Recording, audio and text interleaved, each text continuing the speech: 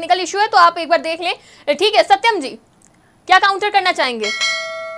देखिए, अभी हमारे मित्र ने बहुत अच्छी बात की कि बीएड डिग्री धारकों के पास पेडोगॉजी का अनुभव नहीं होता। उत्तर प्रदेश में योग्यता को तय करने और निर्धारित करने की दो परीक्षाएं होती हैं, एक यूपी टेट होता है और एक सीटेट एग्जामिनेशन होता है। अगर कोई बच्चा यूपी टेट एग्जाम पास कर करके शिक्षक बनने के लिए शिक्षक की सारी अर्हता को तय करता है और उससे ये कहा जाए कि आप परीक्षा पास करने के बाद भी आपको ज्ञान नहीं है पेडोगॉजी का, तो मुझे लगता है कि ये आप बरगलाने की कोशिश की जा रही है। इसमें कोई तर्क मुझे नहीं नजर आता। योग्यता को तय करने का, निर्धारित करने का काम परीक्षा का होता है, और अगर परीक्षा को पास करके छात्र आ रहे हैं और खुद को क्वालिफाइड करने के लिए एक जागीर पेश करने का काम कर रहे हैं, तो आप ये नहीं कह सकते कि उनको पेडोगॉजी का ज्ञान नहीं होता। पेडोगॉजी का ज्ञान ना होता तो वो बच्चा सीटेट का एग्जाम ना क्वालिफाई कर पाता।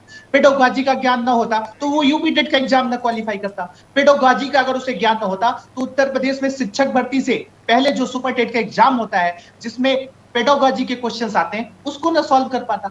जाहिर सी बात है, उसने पेडोगॉजी की पढ़ाइयां की हैं और उसी के अंतर्गत ही जो मानक है, जो परीक्षा है, उसको पास किया है, तब शिक्षक भर्ती के लिए वो आगे आए हैं। तो ये नहीं कहा जा सकता कि उनके पास पेडोगॉजी का ज्ञान।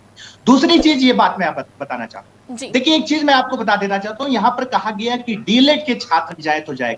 जब तक बीएड वाले एलिजिबल थे, क्या 69,000 शिक्षक भर्ती में बीएड और डीएलएड दोनों स्टूडेंट नहीं? बिल्कुल है। एक पॉइंट पर आकर के सभी लोग उस चीज को लेकर के काम कर रहे थे, बीएड वाला भी था, डीएलएड वाला था। लेकिन चूंकि आज सुप्रीम कोर्ट का फैसला आ गया है और बीएड आउट हो गया है, तो टाल ठोक करके इस जमीर को कहा जाएगा कि भाई बीएड वालों को आउट किया जाए। लेकिन एक पॉइंट तो ये भी था ना कि जब बीएड और डीएलएड दोनों साथ में रह करके तैयारियां करते थे, तो बात यहां पर बीएड डीएलएड की नहीं है, बात है सरकार की गलत नीतियों की वजह से जो छात्र बेरोजगार रह गए। और जहां तक मैं आपको बताना चाहता हूं कि अगर इन बीएड डिग्री धारक जिनकी संख्या 3 लाख है, जो ना अब उनकी डिग्री रद्दी के समान है, क्योंकि subject combination BTech plus BEd, BCom plus BEd का नहीं बन पाया, तो वो डिग्रियां रद्दी के समान है। अब उसमें कुछ हो नहीं सकता। तो सरकार की नीतियों का शिकार अगर इस देश का करोड़ों बीएड डिग्री धारक हुआ है, तो सरकार अपनी गलतियों को ध्यान में रखते हुए अध्यादेश लाए या 23(2) में संशोधन करके रिलैक्सेशन दे बीएड डिग्री धारकों को, जिससे बीएड डिग्री धारक जिन्होंने सिर्फ और सिर्फ प्राथमिक शिक्षक भर्ती का सपना देखते हुए बिहार शिक्षक भर्ती में फॉर्म भरा, केबीएस पीआरटी के लिए फॉर्म भरा, यूपी टेट के लिए फॉर्म भरा, सीटेट के लिए फॉर्म भरा, उनको मौका मिले और वो सभी प्राथमिक शिक्षक भर्ती में प्रतिभाग ले सकें। बिल्कुल, मौका सबको मिलना चाहिए, बराबर का मौका मिलना चाहिए और सरकार को भी इस ओर ध्यान देना चाहिए। ठीक है, विपिन जी का रुख करते हैं। विपिन जी, क्या कहना चाहेंगे जिस तरह की चर्चा हो रही है, और अभी तक आपको क्या लग रहा है? क्योंकि 69,000 शिक्षक भर्ती की बात करी जाए तो वहां पे भी सभी प्रकार के अभ्यर्थी देखने को मिलते हैं।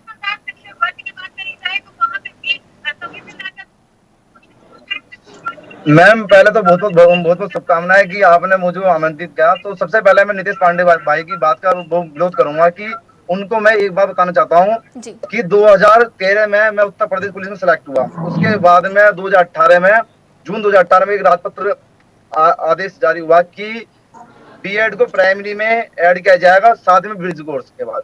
तो उसके बाद में मैंने बीएड के साथ में मैंने टेट पास किया। टेट में मेरा अच्छा खासा स्कोर था, उसके बाद सुपर टेट पास करा। सुपर टेट पास करने के बाद मैं 2020 में चयनित हुआ। 2020 में चयनित होने के बाद में आज 2023 हो गई। 3 साल मैंने जॉब करी, बाकी 5-6 साल मैंने उत्तर प्रदेश पुलिस में सेवा दी। तो जो राजपत्र आया था उसके अकॉर्डिंग ही हमारा सिलेक्शन हुआ। और आज जो शिक्षा मित्र या बीटीसी वाले ये बोल रहे कि हमें कि बैसाखी हुआ या कुछ भी हुआ, हमें क्वालिटी एजुकेशन के साथ में आए थे। हम योगी जी के प्रिय शिक्षक है। योगी जी ने हमें बिल्कुल गुणवत्ता के आधार पर हमें भर्ती करा, और हमें पता है कि हमारा उत्तर प्रदेश सरकार हमारे साथ में है।